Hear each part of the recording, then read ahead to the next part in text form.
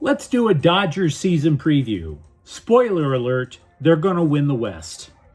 Puka Nacua is accused of biting a woman on New Year's Eve as opposed to singing Auld Lang Syne, and USC's top running back is out for the rest of spring practice. Good morning. I'm James. And this is your daily dose of sports and snark for the greatest sports city in the world, Los Angeles. This is the Faithful Angelenos Morning Report. So it is March 25th, 2026. I am back on the road at work. Sucks for me, but whatever. We're going to start the day off right by talking about the majesty of LA sports. And if you like being in the know about LA, clickety-clack the like button. Clickety-clack the subscribe button. There's a notification bell. Hit that. It'll let you know when we drop an update. Sharing is caring. Let people know we exist. By all means, comment. Before we go through the news notes, we have a quick look at the scoreboard. In a shootout, Calgary 3, Kings 2. Meanwhile, today, the Lakers are at Indiana at 4. Toronto is at the Clippers at 7:30. So with that brushed to the side, let's get to the news. I only watched one spring training game this year. See, there's a reason why. When I was a kid, I'd be all excited about the return to baseball, and I'd get up on Sunday mornings to watch the Dodgers on TV at Vero Beach, and it would only take about 15 minutes before I was like, what the hell is this? And then, of course, my Catholic dad would smack the snot out of me for saying hell. But let's put that to the side.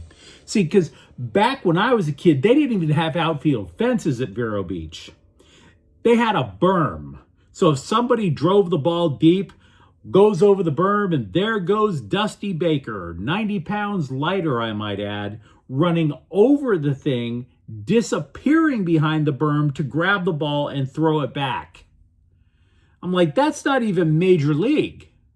That's Rec League. What the bleep am I watching this for? So yeah, I stopped watching spring ball. But when it comes to the Dodgers, I want to submit to you that there's no reason to watch spring ball. We know what's going to happen. The Dodgers are going to win the West again. It is just that simple. And besides, the West isn't the goal. You always see t-shirts coming out at the beginning of October, or baseball caps, commemorating being a division champion. There is no such thing as a division champion. There is only the champion.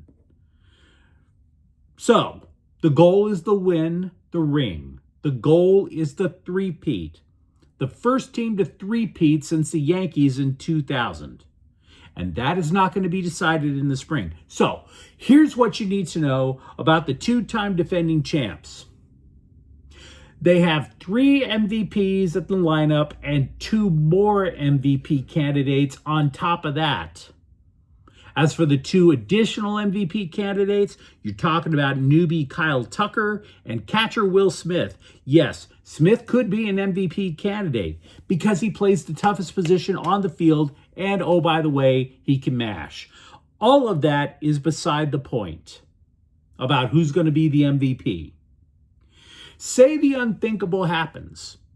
Say Shohei Ohtani gets injured. The Dodgers can actually withstand that. They can sit there and go, hey, Freddie, you got this? Cool. Maybe not today. Hey, Mookie, you got this? Cool. Will, you got this? And on and on and on. The Dodger lineup is the equivalent of the Golden State Warriors when they had Kevin Durant in his prime. That team was too deep, and any one of them could get you at any time. Same with the Dodgers. That is how deep the lineup is. Secondly, put the lineup to the side for the moment. One thing I've noticed over the years of watching and covering baseball about rotations, it's not that the rotation creates a long winning streak. The really good rotations put a stop to losing streaks before they become out of control. That's why I haven't been bothering myself with Roki Sasaki's craptacular spring. If he stinks up the joint, and I understand we have every reason to believe that he will, You can feel confident that the rest of the rotation will make sure that there's not going to be a 5-game skid. That matters. Now, we agree last year's bullpen stunk. But you have to figure, even if Edwin Diaz collapses like Tanner Scott did last year, which we doubt, but they're still going to have many options to get you to the final out. Now, I realize what I'm telling you for this Dodger preview is that this is not a preview that's leaning heavily on drama or leaning heavily on what ifs, because there are precious few what ifs when it comes to the way the Dodgers built their team. What if Shohei Ohtani gets injured? We answered that. What if the back of the rotation sucks? We answered that. There is no drama with the NL West. It is cut and dry. You're going to see a lot of people try to get you caught up in your feelings. The scribes, the clickbaiters, the bloggerati, the conspiracy theory brigade will be out in full force. That's because that's what they do. I would even concede that Mark Pryor, the pitching coach, has an over-under of 10 pitchers that he will injure this year. And of course, they're also the oldest team in baseball. But that's the kind of stuff we're going to worry about in October because the Dodgers are going to get there. We are still in the golden age of Dodger baseball. Don't get caught up in the feels, other than the feeling of enjoyment. Ta-da. As for Sasaki, whose spring ERA topped 15, until the schedule forces the Dodgers to consider a 6-man rotation, the plan B is to have Justin Robleski ready at a moment's notice to sub in for the guy.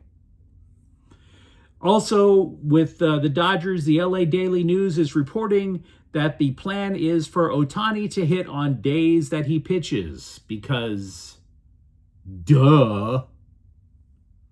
So yeah, lots of Dodger stuff to discuss. Feel free to let me know what you think.